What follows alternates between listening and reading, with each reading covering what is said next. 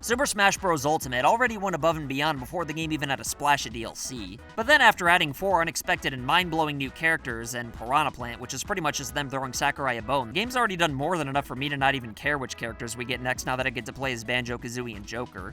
However, for all the popular characters who are in Smash, the fact remains that there's still plenty who haven't made the cut yet, and with a second wave of DLC coming in the near future, there's gonna be plenty of fans who see their wishes come true, and probably way more whose dreams will be shattered. So out of the kindness of my ass, I've decided to take it upon myself to try to figure out which characters we really need to see in the next wave of Smash DLC, but more importantly, who could wait until the next game, or possibly never even join the roster at all. So sit back in your favorite YouTube viewing chair, call the fire department because the comment section in this video are about to get out of control, press the subscribe button if you haven't already, and allow me, the 100,007th best foosball player in the world, Cameron all one word, to tell you 5 characters who need to join Smash Ultimate in the second wave of DLC, and 5 who really don't. Number 5, yay. Akira Howard.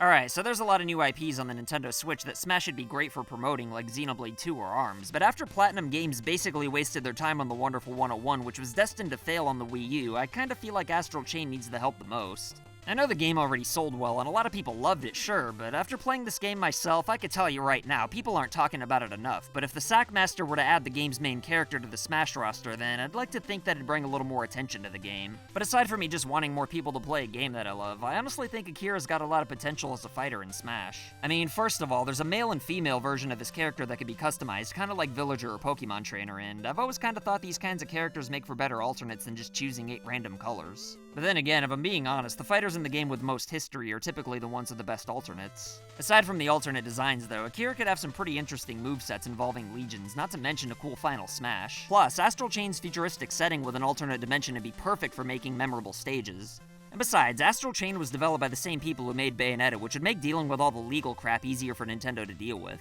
So really, any way you look at it, there literally wouldn't even be one downside to Akira Howard joining the fun. Well, I mean, besides the fact that the characters remind me of my ex-wife Chili, who actually divorced me for playing Astral Chain so much. But you know, other than that, they'd be perfect. Number 5, yay. Jibanyan. If you ask me about Jibanyan joining Smash less than a year ago, I'd have reached all the way back to the 90s for the textbook response and no duh. And that's mainly because Yokai Watch was popular as all hell and exclusive to Nintendo platforms. However, not only is the franchise way less popular than it was in 2013, but it's not even exclusive to Nintendo anymore, with Yokai Watch 4 being on the PS4. Obviously, I've got nothing against third-party characters joining Smash, and honestly, if I were a third party, I'd want my games to be multi-plat too. But even so, while I still think Jibanyan would have a cool stage and moveset, and that he should be in Smash at some point just so Pikachu could toss that Hamburglar monkey ass over the top rope, I don't see any reason to rush him out anytime soon, especially when there really aren't that many people clamoring for him either. Number 4, yay. Minecraft Steve, hear me out. Alright, so I've never even played a Minecraft game for 1 second, and based on what I've seen, I doubt it's for me. However, that doesn't mean I'm a big enough dingus to not be able to see what adding Steve to Smash Ultimate could bring to the table, though. Look, the main goal of most of the Smash DLC we've gotten so far besides making money seems to be to bring as many new players to the franchise as possible. Whether or not that's actually worked so far is hard to say, but if there was ever a game to test that strategy out with, then it would definitely be one with over 90 million active players like Minecraft. I know a lot of people are going to be furious that I put Steve in the yay category because they don't like Minecraft, but I can almost guarantee you that most of those same people have probably never played a Fatal Fury game before either. And I know a lot of people actually did complain about how disappointed they were at Terry's inclusion in Smash. I mean, I even made a friggin' video about it, but even so, I still don't recall people being that mad over it. So if you're not gonna have a nervous breakdown over one character being added that you didn't exactly ask for, then I don't think you should lose any sleep over Steve either, because adding him could not only make Smash Bros. More popular, which would mean a bigger budget for the next game, but beyond that, I honestly think a Minecraft stage would be pretty cool, even though I have no desire whatsoever to play the actual game. Number 4, nay. Bandana Waddle Dee. Like I said, most of the Smash DLC we've seen so far has been a really big deal aside from Piranha Plant, but with Sakurai damn near killing himself to make these games, it'd have been the biggest dick move ever for Nintendo to have told him no, so unless Sakurai's got the chubs for little old Bandana Dee, I just don't think his inclusion could be seen as anything other than underwhelming. Sure, there'd be a few people who rejoice, and there probably should be a few more Kirby characters, but for the most part, I don't think very many gamers could even tell you this character's name by looking at his picture. Maybe Smash 6, little guy. Maybe Smash 6. Number 3, yay. Gino. While most of the Smash DLC so far seems to be reaching further and further outside the franchise to try to bring new fans to the series, Banjo and Kazooie were purely added to please the existing fan base. So if the second wave of DLC is going to have 1 or 2 slots dedicated to pleasing the hardcore fan base, then I think Geno should be the top priority. Because first of all, much like Bayonetta and Akira Howard, there's already characters in the game owned by Square, so I'm sure getting the rights to Geno wouldn't even be that hard. But also because generating buzz behind Geno could spark interest in the Super Mario RPG franchise, which would make Nintendo and Square an assload of money by making a new game, and obviously it'd make the fans happier than my ugly-ass son after he brings home one of those macaroni messes that he calls art. Go on, get out of here, you little rascal. Even if adding Geno doesn't lead to anything, though, his contributions to Super Mario RPG on the Super Nintendo are still more than enough to justify his inclusion. And while I'm sure there's like a million different ways to give him a good moveset, his stage is really what I'm interested in the most. So don't be butt dumplings, Nintendo, just make it happen. Number 3, nay. Waluigi. Like I just got done saying, one of the characters in the next wave of DLC should be to please the hardcore fanbase, and while I do think Waluigi should be added to Smash if for no other reason than to prevent World Wars 4, 5, and 6, I just don't see the second wave of DLC for Ultimate being the right time. I mean, come on, Waluigi's already an assist trophy, and let's be real here, he's not exactly as important as Geno. I mean, he's funny and everything, and I know a lot of people genuinely want the character in the game for non-meme purposes, but come on, the reason he was created in the first place was so Wario could have a partner in a spin-off sports game, and to this day, Wario's still yet to have any significant role in his own game, or even one of Wario's for that matter. I'm sure Waluigi fans are furious as all hell right now, but I just think adding him to the roster in Smash 6 is what's best for everybody. Because right now, every DLC character for Ultimate's gotta make a bigger splash than what Waluigi's capable of. Plus, I literally don't even think there's one Waluigi fan out there who's holding out on buying Smash Ultimate till he gets added. Don't worry though, if they don't add him into Smash 6, then I'm not gonna stand in anybody's way of leaving a flaming bag of dog doo-doo on Sakurai's doorstep. Because at that point, he'll have brought it upon himself. Number 2, yay. Isaac. Yeah, and I should probably be adding more third-party characters for the sake of growing the Smash fanbase, but I already added Steve, so I don't know who I'm supposed to bring in that'll add more fans than that. So you know what, why not add someone who's just plain cool like Isaac from the highly underrated Golden Sun series? Admittedly, I've only beaten the first game on an emulator back in like 2003, but of all the Nintendo IPs collecting dust, this just might be the one that I'd like to see make a comeback the most, and what better way to kick the revival off than by throwing Isaac's mustard ass into Smash Ultimate? I mean, he's already got a Mii costume and moveset, so we know Nintendo's at least thought about adding him anyway. So really, all they'd have to do is come up with a fun stage for him, which I'm sure they wouldn't have a problem doing. This one's a bit of a selfish pick I made just because I've been thinking about Golden Sun a lot. I don't think anyone's gonna object to this anyway, so frig it, I'm putting Isaac on my list, and if you don't like that, then contact this number on the screen and talk to my lawyer about it. Number 2, nay.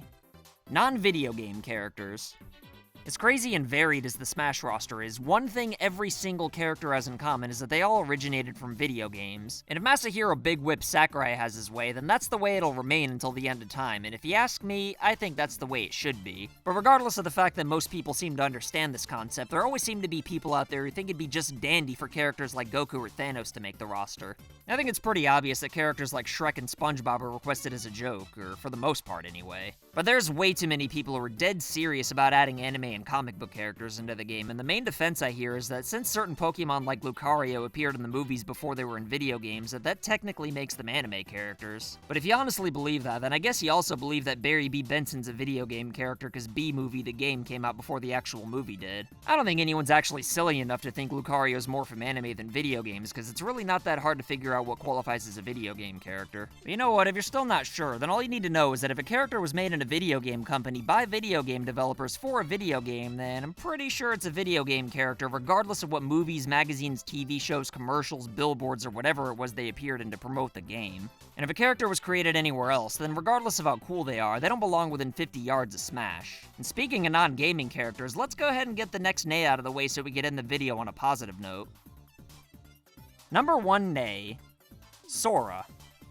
I know I'm gonna get a lot of poo-poo and pee-pee sprayed in the comments for this one, especially after giving friggin' Minecraft Steve the nod, but I'm sorry, I don't see any way to make sense out of adding Sora to Smash. I already made a video going into great detail on the matter, but what it basically comes down to is that people love Sora because they love Kingdom Hearts, and as we all know, a big part of what makes Kingdom Hearts special is the fact that it's jam-packed with Disney content. And if you ask me, Disney content has absolutely no place in a Smash game under any circumstances whatsoever. I know Simon Belmont brought Dracula into the game, but Dracula's a public domain character, and that Dracula is the Castlevania Dracula, not Bram Stoker's Dracula. I will admit, it is pushing it a little bit, though.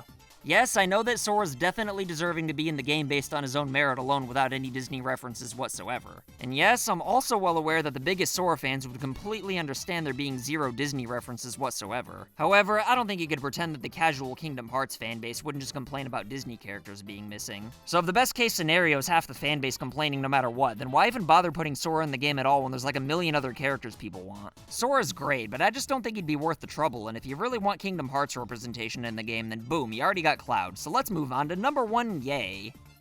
Villains. Which villains? Literally anybody at all. I don't give a monkey's nutsack what franchise they come from. Smash Bros is in desperate need of more playable villains for all us evildoers out here. I already made a video about which third-party villains I'd like to see join the roster, but if I had to pick 3, I'd say Sephiroth because he's a badass, Eggman because he'd fit right into a Nintendo game, and then Bison just because he'd probably be the least complicated to figure out a good moveset for. But anyway, that's my list. Did any of my choices enrage you, or do you want to shower me in gold spices and rare gems? Either way, let me know what in-demand characters you want and don't want in the comments, and as always, I'll try my goddamnedest to respond to everybody. But let me tell you, if there's 2 characters who should be added to the Smash roster and stay there forever, then it would definitely be today's patrons of the day, Aaron Ayala and John Polish Impossible to Say. If you want to be badasses like these 2, then consider supporting FU Game Crew on Patreon for loot boxes in the mail and other wacky rewards. And if you want to make a cameo, then send pictures or videos of you rocking any FU Game Crew merch like these legendary human beings you see before you. As always, like and share this video anywhere on the internet to help this channel grow. And if you want to prove that you're not down with registered sex offenders, then go ahead and press the subscribe button if you haven't already. My name's Cameron, all one word, and I'll be back with more videos soon. So I want to say thank you to your loyalty, thank you for your support.